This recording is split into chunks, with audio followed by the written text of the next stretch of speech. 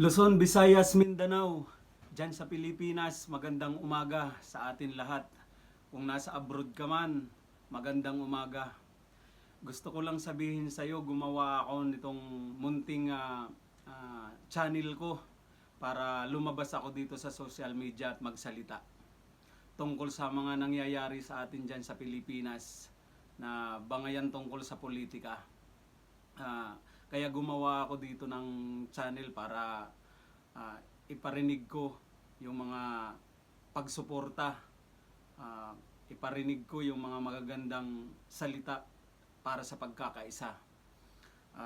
Ngayon kung makakapanood ka man sa video ko na to, pakisuportahan mo ako, i-subscribe mo para lumawak pa yung ah, ginagawa kong channel. Ngayon lang ako nagsalita.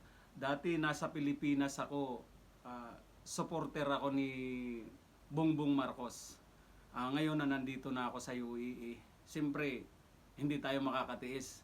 Kailangan natin na lumabas. Kaya gumawa ako ng itong channel na to sa YouTube para ipaalam ang aking pagsusuporta at magkaisa tayo. Suportahan natin ang ating Pangulo Bongbong Marcos. Grabe, masyado na nilang dinudurog, sinisisi sa pagkakahuli kay Duterte. At hindi niya naman siguro kasalanan ang mga nangyayari sa Pilipinas, yung paghuli kay Duterte. At ipinagpapatuloy lang ang magandang trabaho ng ating Pangulo Bongbong Marcos at para umunlad ang ating Pilipinas. Ganun pa man, siguro maraming mga bumabatikos pa rin, pero magkaisa tayo at nananawagan ako para sa pagkakaisa. Suportahan natin ang ating Pangulo Ferdinand Marcos Jr. at magkaisa tayo, manawagan tayo para sa pagkakaisa. At huwag tayong away-away, huwag tayong magwatak-watak, tayong mga Pilipino. Kailangan yung pagkakaisa natin. Kailangan ang suporta, kung sino man yung presidente na nakaupo, suportahan natin para sa ikakabuti ng ating bayan. Nung nandun ako sa Pilipinas, supporter na ako ni mga Marcos. Yun, simula pa ng aking mga lola, yung mga magulang ko. Ayun, mga Marcos na talaga. Kaya ako, nananawagan ako sa mga supporter ni Marcos. Magkaisa tayo. Kahit hindi ka supporter ni Marcos, magkaisa tayo. DDS ka man, magkaisa tayo para sa ikakabuti ng ating bansang Pilipinas. Para maging maayos, maging maunlad. Tayo lang din naman ang aani nun, tayo lang din ang makikinabang. At tayo ang pupuriin, tayong mga Pilipino. Pag gumanda ang ekonomiya ng Pilipinas, maging maganda ang pamamalakad ng ating Pangulo, Bongbong Marcos, suportahan natin. Marami siyang mga nagawang project. Kahapon, nanood ako ng mga balita, search ako sa kung mga anong nagawa na ni Bongbong Marcos, yung presidente natin. Yun. Huwag tayo magbulag-bulagan. Huwag tayo magbingi-bingian. At kailangan yung pagkakaisa natin. Suporta tayo. At ako nananawagan sa mga sambayanang Pilipinas. Yun. At magkaisa tayo para suportahan natin ang ating Pangulo. Ako, nananahimik ako, hindi ako nanonood ng mga balita kasi nandito ako sa UAE. At nakapanood ako ng mga balita sa social media. Yun. At sabi ko, kailangan kong magsalita rin, kailangan kong lumabas, kailangan kong sumuporta sa ating presidente, Bongbong Marcos. Kasi simula pa, mga lulot, mga magulang ko, mga Marcos na yan. At nung nandun ako sa Pilipinas, Marcos din ako. tumulong ako niyan kay Marcos para sa kandidatura niya. Nandito nga lang ako sa baba nun. Wala ako sa ano.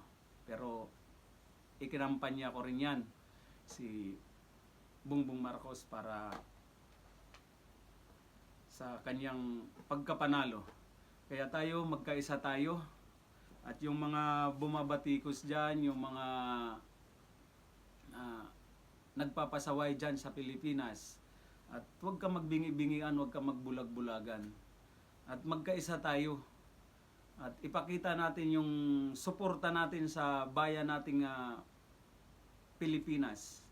Yun, sa bansa nating Pilipinas. Magkaisa tayo. At yun lang ang pinakamaganda siguro na gagawin natin.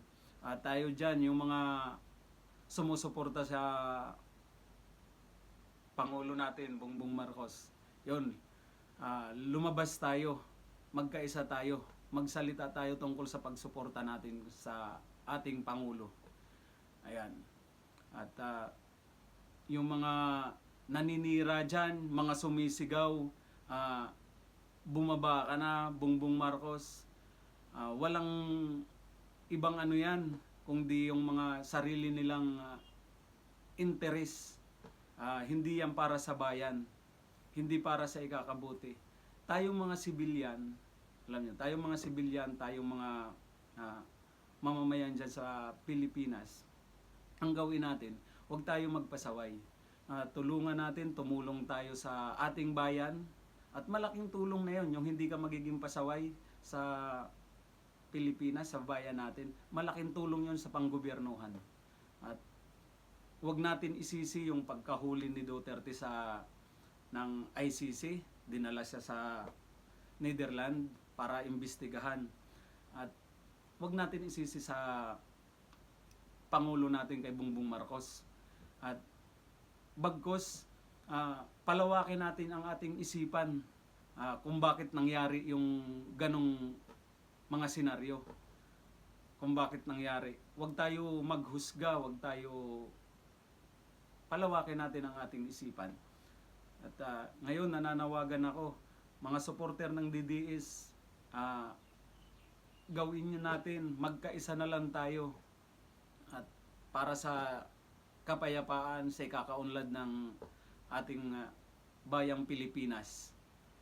At natutuwa ako na maging mabuti ang kalagayan natin dyan sa Pilipinas, maging maayos ang Pilipinas, maging maunlad tayo. Alam mo, nandito ako sa UAE at para magtrabaho, kumita. Kung magiging maayos ang UAE, ang Pilipinas, baka hindi na ako manatili rito at dyan na ako sa Pilipinas. At mahalin natin ang sariling bayan natin. Suportahan natin ang ating Pangulo, Bongbong Marcos. Kaya Bongbong Marcos tayo. At mga supporter dyan ni Bongbong Marcos, yan, magkaisa tayo. At ipanalangin natin na bigyan pa ng buhay yung mga sarili natin, bigyan ng mahabang buhay yung mga namumuno sa atin sa Pilipinas para maging maayos ang Pilipinas. Maraming salamat sa inyo. Yun, kung nakakapanood ka man sa ginawa ko nitong channel na to, at paki-subscribe at paki-share para mapalawa ko pa. Kasi nakapag-isip ako na gagawa ako ng channel dito sa social media para ibilabas ko yung suporta ko sa ating Pangulong Bongbong Marcos para magkaisa tayo. Maraming salamat.